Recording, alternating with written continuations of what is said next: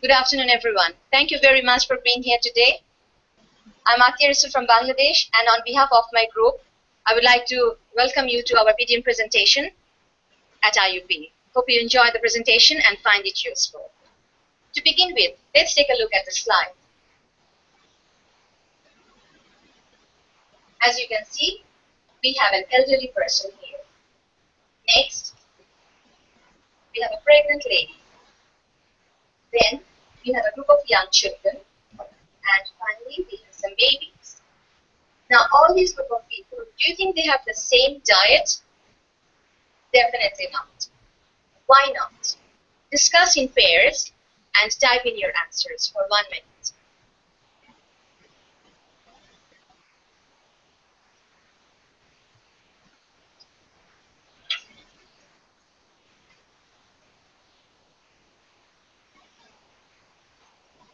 Okay, let's come back and share the answers.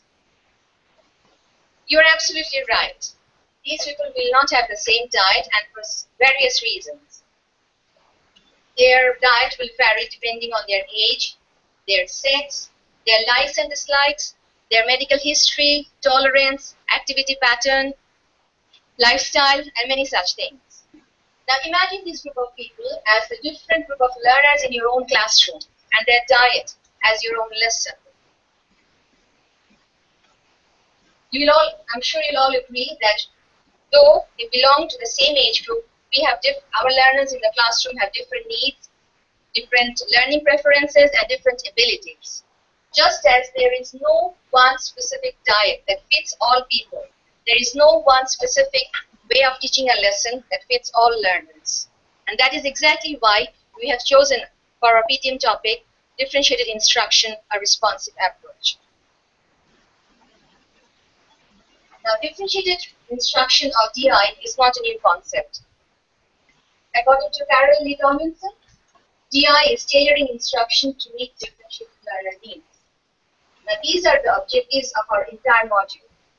Define terms and principles of differentiating content, process, and product in an academically diverse classroom.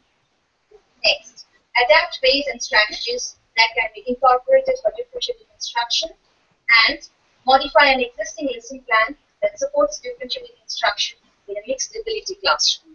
But today, we will focus only on the second objective of our module, and that is on the strategies. And to talk further about the strategies, I invite Tony here. Thank you.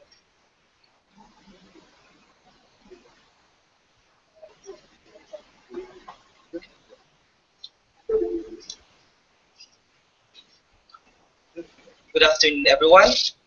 Today, join me as Sniff and I, Detective Tony, senior in the magnifier, to go into our details of our topic this afternoon. So we will focus on the ways and strategies for differentiated instruction. A while ago, you have been engaged on some activities and how are you going to associate now our instructions and how we're going to cater to the needs of our learners. And as we go along with our topic, you will know the rest of the members of the family. You will be able to explore, to explain, to elaborate, and after which you are going to evaluate how will you use TI in your respective classes. At this point in time, I just would like you to group you into different colors. So we will be distributing the different colors of eggs, and inside these eggs, after each egg, there are some activities that you can see or you can read inside it. So this will be the best takeaway. Assuming that these eggs already have been distributed to different members or participants or students that you have, I'll show you a certain slide here. That each egg represents the different learning preferences based on multiple intelligences of forward learning. So if you get red, group the students now as visual and spatial. Then you have yellow as bodily kinesthetic, blue, musical, orange, logical and mathematical, green, naturalistic, and pink, verbal linguistics. Now inside this egg, if you can refer that to the, you can refer to our attachments you can see there that there are lists of these activities that you could cater to the needs of the learners. Now the question is, how are you going to identify your learners? Now, as a teacher, you already know the nature of your learners. You've been with them for several years or for quite time, and you already know who is musically inclined. You already know who is visually inclined. Or there will be a time that you also ask the students to choose the group they want to be in.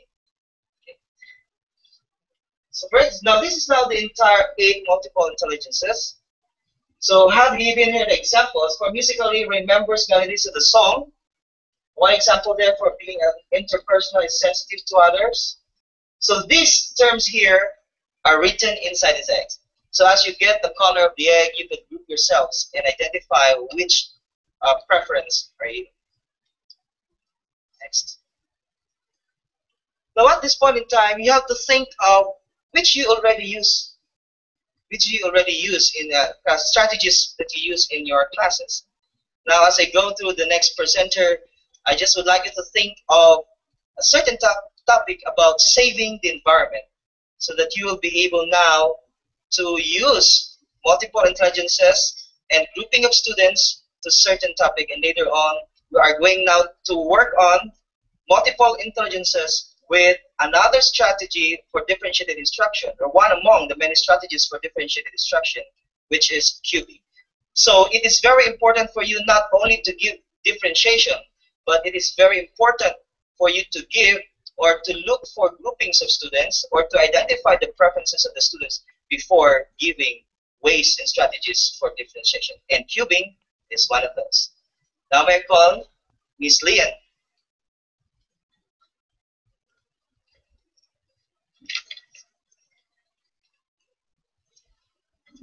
Okay, good afternoon everyone. Allow me to share with you what cubing is.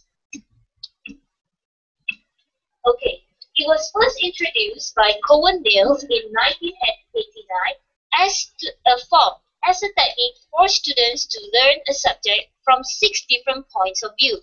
Over the years, it has come to mean writing activities on the 6 faces of a cube for the students to perform. Okay, now there are many reasons for teachers to use cubing in the classroom. First of all is the element of novelty. Students feel like they are playing when they roll the cube.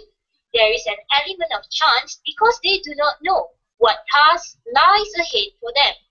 Secondly, cubing allows teachers to differentiate for readiness. A teacher can prepare easier questions for weaker students and more challenging activities for gifted learners. Finally, cubing allows students to look at a unit from different perspectives. A teacher can prepare tasks for students to delve into a topic further. Next. Okay, it is very easy to create a cube.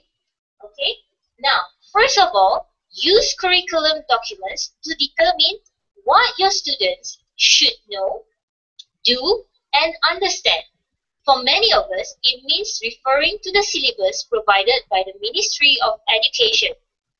After that, choose a model for you to base the cube on, and then brainstorm a variety of tasks according to the learner's interests, learning profiles, and readiness. Once you have all that information, choose the best activities for your students and create the cube. Last but not least, remember to determine how you are going to assess your students. According to Terville 2008, there are 3 models for cubing. First of all is the visual auditory kinesthetic model as introduced by Bob in 1979. The second one is the multiple intelligences model proposed by Howard Gardner in 1983. And finally, the triarchic model as introduced by Sturgeon in 1988. Now let's take a look at the multiple intelligences model. If you were to choose this model for your cube, these are some activities that you can use for your cube.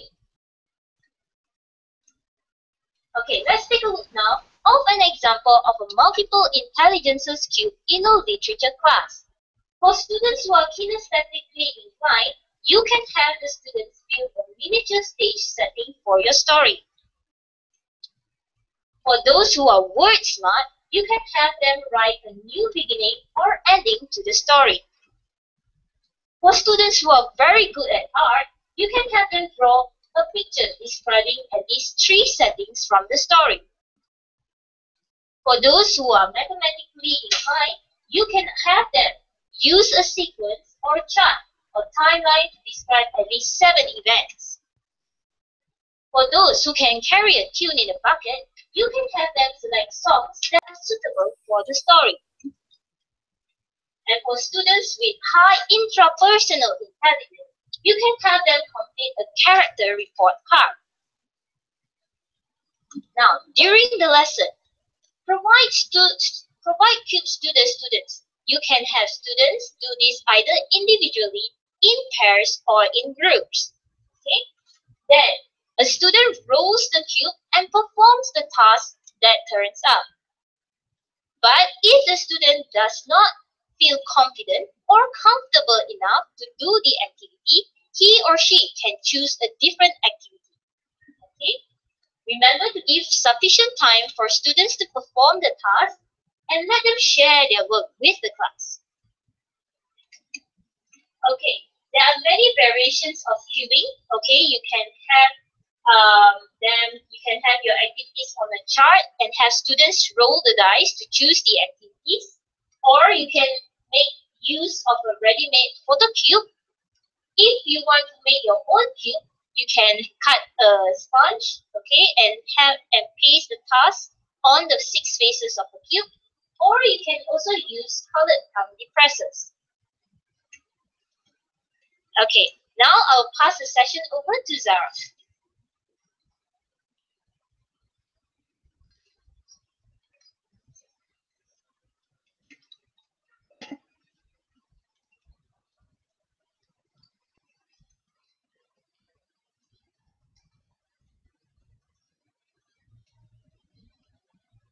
Hello everyone. So before we continue with my session, let us retrace our steps. Before the PowerPoint presentation, my friend told me, okay, he had put you into different groups according to the different colors of the eggs. Let me show you the eggs again. For example, here I have the red eggs. And please remember that when you open the egg, you have strips of papers like this. And these are the learning profiles for the red eggs, where the learning profiles for the red eggs are the visual and spatial areas. Okay.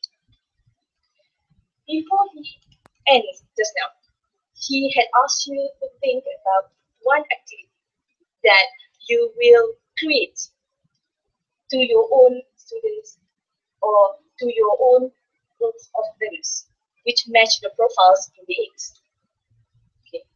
So now I would like you to refer to appendix number 2.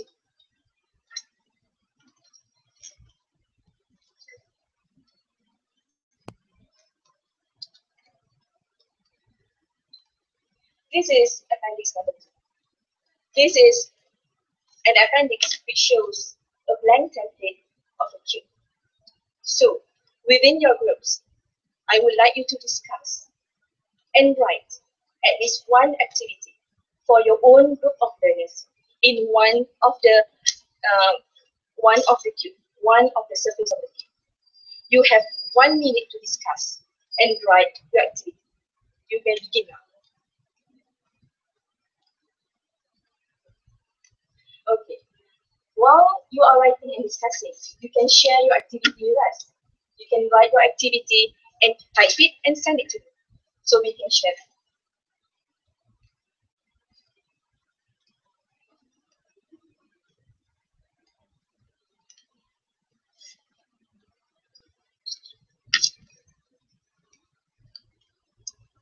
Okay, ready? I believe that you have written your activity. Yes. Okay. What I have in my hand now is a cube, a blank cube, which is made exactly from the template that you have in your hand right now. The difference is I have made it into a real cube. So what we are going to do now is I am going to pass this cube to every group where you are going to write your activity on one of the surface of this cube. For example, the yellow team, okay, I am going to pass this cube to you, and you are going to write your activity on here. Okay. After we have finished that, the last group, the blue group, can you please pass this cube back to me? We have 2 minutes to do this activity. So I am going to pass this cube to the yellow group.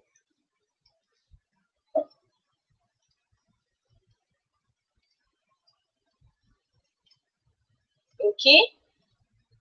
Thank you, yellow group. Please give that cube. Thank you, yellow group.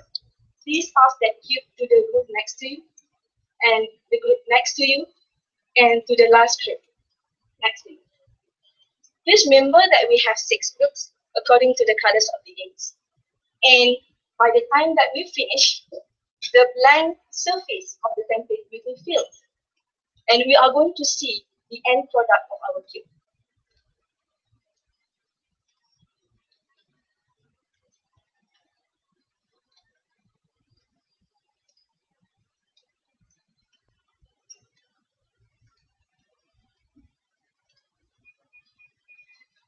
Okay. Thank you. So this is the cube that we had just now. Before this, it was blank. But now, every surface is filled with words, with activities contributed by each group in this room. As we have learned before, we are focusing on different types of learning profiles. And in each surface, there is one activity that suits each one of the profiles. So this is what we can use. This is what cubing is. And this helps us to differentiate our lessons in the classroom. All right, now we are going to move on to another activity where I want you to imagine that you are no longer people who are learning or watching this. I want you to imagine that you are in a classroom where I am the teacher and you are my students. Okay? And in this classroom, we have 16 students. We have 16 students, and each one of you is going to choose your own groups. I want you to form 4 groups of 4. Okay? All right. Thank you for being in that class. We are going to do an activity where we are going to use these cubes in that activity. In my hand, I have 2 cubes. The first cube is the cube that we have produced this time. And another cube is the cube where we have numbers written on that. All right. You are going to be group number 1, group number 2, group number 3, and group number 4. Now, I am going to ask group number 1, to toss this cube. Thank you, group number 1. So the activity that we have here is to draw or paint pictures regarding the environment. You can refer to appendix number 5 to have a look at samples of activities that we have on the cubes. Okay, now I'm going to ask group number 4 to toss this cube. Okay, so the number that come up is group number 3. So for our lesson today, group number 3 is going to draw a picture where you show us how you can see the environment. So that is one of the way how we can use the cube. So by that note, I would like to invite my friend here to conduct the last session. Thank you. The aim of this session is is not to add more work on teachers, rather trying to find some ways to simplify your work. So don't feel compelled of using the very same materials in creating cubes or cubing in the classroom. Rather, it's our belief that the lesson you've got from this lesson will help you at least to do some kind of improvisation and try to create some kind of cubes that will suit the context of the classroom. So to wrap up the session, as a teacher, I need to see how much you've understood from the session. So please take out your checklist, your exit slip, and tell us about, try to respond to these two questions. What have you learned from the session about cubing? That question number one. What have you learned from this session about cubing? And question number two, tell us, how do you think you can use cubing to engage? How can you make sure that all students in the classroom are engaged by using cubing, despite their different needs?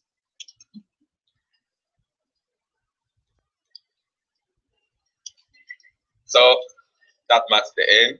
We touch the future, therefore we teach. Thank you very much for being here. We would like to thank you for listening and for being attentive for our discussions. We are Group 1. This is Onesmo. I'm from Tanzania. I'm Tony from the Philippines. I'm Lian from Malaysia. Atia from Bangladesh. I'm Zahartuda from Malaysia. And thank you. Thank And you very much. You're not done. Now there's questions. Oh, if you have any question, please post to us. We will be more than welcome to respond on them. You have 10 minutes for the questions? Yeah, you type the question and we see the question. we're ready to be grilled. Yeah. I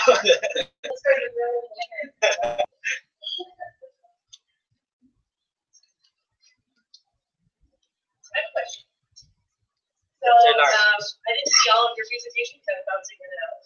But I am curious for you to individually reflect on the concept of differentiation and learning preferences. And is that, do you feel like there's any elements of that that are uniquely American, or do you see this as applicable in each of your own countries? Well, for me, this technique or strategy is very applicable to all or really diverse learners, because I believe that there is no single strategy or technique that you can use alone in your class. There are varieties of techniques, and you can pick one or two or three and combine them to make them useful in the classes. So cubing is not plainly like it's not only to give cubes to the students, but you have to really consider the preferences, the nature of your learners, how good they are in certain aspects, and then use the cubing to differentiate and to ask the learners to perform certain things that they opt to perform to. So for me, that's the best way to choose varieties of techniques. Yeah. Yeah, I think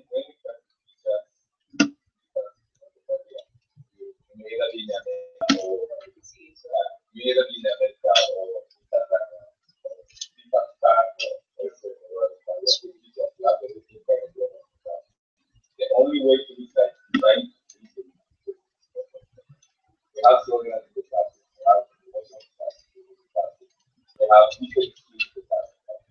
we all need to make sure that the people do content. So this also all be done all over the world. I just want to add, when we talk about differentiated instruction, we are not talking about something new. We are talking something that we have done for so many times and for so long. But sometimes teachers don't realize that we are doing that. And by having this module, we are helping ourselves to be prepared before we go to class. We are helping ourselves to be more knowledgeable about our students and to be ready to what's going to happen in the class. Yeah, I like the point also a while ago, Mama. Differentiated instruction is not totally new to all of us, but there are probably, we tend to forget this activity. It's very essential.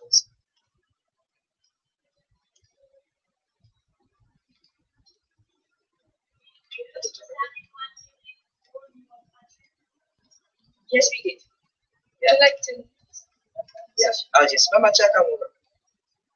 I would like to add something here. This was like This is not a new concept. So DI we have knowingly or unknowingly used. We are probably not familiar with the term DI, but sometimes when you're doing things in a class and you see a group of students struggling, you immediately switch. You just know they need a different kind of activity because they're struggling. And sometimes we prepare extra lessons because we know there are some people who will finish the work early. So something more challenging. We kind of used to doing, but we were not familiar with the term DI. So this is not extra workload as Onesmo mentioned. This is not to make life difficult for teachers anywhere. We are trying to simplify and make things easier for you and more efficient for your learners. For me, also in the Philippines, like we are mostly visited by typhoons, and we sometimes, most of the time, lose our classrooms. We need to back to zero. So we need to go out of our classrooms and make some differentiations out of it. So this activity is very essential for my learners. Yes, going back to that question, I know that all my friends are trying to differentiate their lessons. We are trying to include elements of this differentiated instruction. It's just that sometimes we are not really sure how to go about it. But in times and using this module, we believe that we are going to create a better lesson for the students. As a teacher of special education, I don't know who always enough. I'm teaching kind of inclusive class where I have all those students with various kind of disabilities, and I'm not comfortable calling them regular students, perhaps not regular students, although I believe that every student is special. Okay, so this kind of, this strategy, this DI will help me match. I've been using DI since before without knowing that I'm using DI, but now I come up with kind of tangible strategies that I believe that will very much in my plans. Yeah. Another question, I think we are. You're welcome. Many people are working with larger number of students, yes, than the students that you have in the classroom. So what problems do you anticipate and how do you resolve the issue? Yeah, for me, the first problem, not totally even a challenge for me, is to manage the big class of students. So the managing this, it will be a chance for me to make some specific instructions for my students, so that I could gear them towards a specific task that they are going to do. So instruction, giving the task, as in we have this acronym GRASPs, like the goal, role, objectives, performances, and standards. So using this in the audience, using these acronym GRASPs, students will portray or take a role, certain thing, or portray a role in society, so that they could use this as they perform the task that they are doing. As the teacher from kind of these countries where we don't have the centralized system of education, where everything is planned by the Ministry of Education, and we rely much on exams. Like in my classroom, I have 85 students, and we find that most of the time the great focus is on those students with the ability to cope with the teacher, and it's like we are forgetting those students who are struggling in the class. So when I come up with the DI, it will help me, especially for those students who are struggling. At least I can pose them and make sure that they get something. I believe that we must go slow. We cannot implement too many new things, too much at the same time. For example, differentiated instruction. For example, the lesson that we have just now, cubing. Like for my students, imagine that you are going different type of strategies in differentiated instruction every day. I don't think we can take it. So I believe that repeating the same thing, the same strategy for a few days or for a few times until the students feel comfortable with it, that is the way to go. Slowly, one at a time, we get the full result, then we move on.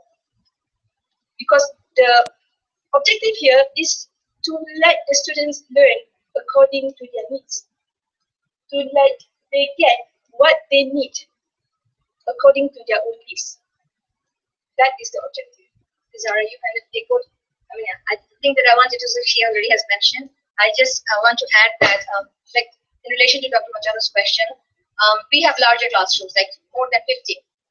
So this is where learner training comes in. We cannot do it one day expect the entire class to do it perfectly. So we have to train the learners. Maybe we'll have groups, like there are 6 surfaces, so we have students group, six in each group, and we kind of make a leader of the group. So within the groups they do, and the one leader is responsible for the activities. So learner training is very important, and we need to implement it slowly, as Zara said, one at a time. Not the entire lesson in one day, maybe one activity each day or 1 week to begin with, and then gradually be implemented. If that answers your question. Yes, please.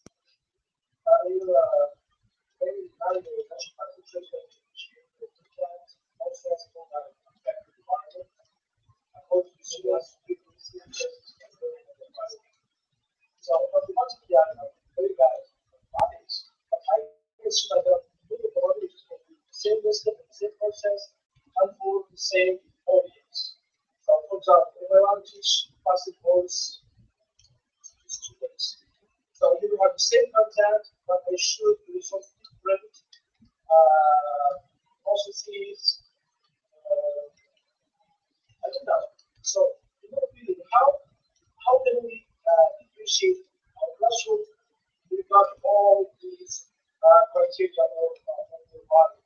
But every teacher in our schools has at least 40 students in the classroom and 200, maybe 300 students.